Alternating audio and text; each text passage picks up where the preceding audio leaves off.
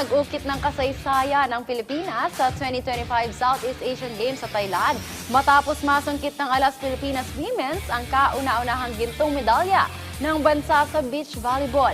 Ang detalye alamin sa ulat ni JB Junio.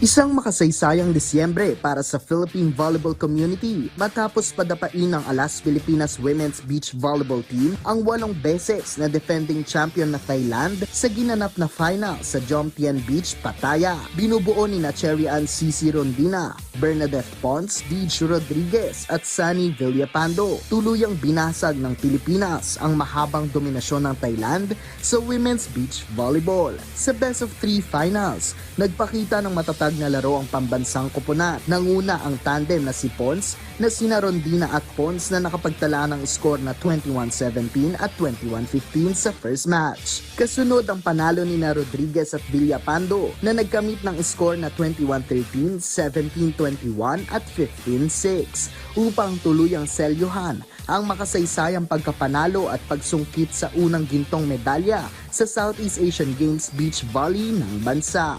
Buong puso namang nagpapasalamat si Rondina sa kanyang mga coaches, management at teammates na gumabay sa kanya sa buong laban. Dagdag pa niya, consistency ang naging susi ng kanilang tagumpay sa pagnanais na makuha ang gintong medalya. Sobrang saya, lalo na sa amin ni Bon na pagkakala namin to nakapag-gold din kami sa international and sobrang grateful kasi may mga kasama kami, may mga teammates, mga coaches, and mga management kami na alam ko nagtitiwala talaga sa amin. Ang ginawa lang talaga namin is magtrabaho. Sabi ko nga, magiging consistent lang kami. Podium nandiyan lang. So, ayun, I think consistency lang din talaga yung napakita namin. Kaya kami nakapag-gold ngayon. Siyempre, yung tiwala din talaga namin na makuha itong gold. Naniniwala naman si Pons na manifestation ang kanilang naipakita sa bawat laban, kaya tuluyan nilang napasakamay ang panalo. Sobrang grateful ko lang din talaga kay Lord kasi I manifest ko talaga tong goals namin. Ilang beses ko rin na imagine yung moment na ganito. Minsan naluluha na lang ako bigla kasi na-imagine ko yung moment na to. So, totoo pala talaga yung manifestation. Pero siyempre may kasamang hard work. Sobrang happy ko talaga na nakuha namin yung game. Alam namin na hindi madali. Ilang beses na defending champion ng Thailand. And isa din talaga to sa reason namin kung bakit kami bumalik sa beach. Kasi gusto namin talagang bumawi at gusto namin talagang paiyakin sila sa sarili nilang lupa. So ito na yun, nangyari na.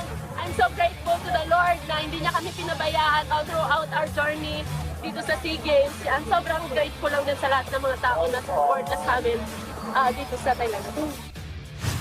Mula sa mga bronze medal finishes noong 2019 at 2021 SEA Games at pagkalaglag sa podium noong 2023, malaki ang itinalo ng Alas Women sa biennial meet ngayong taon.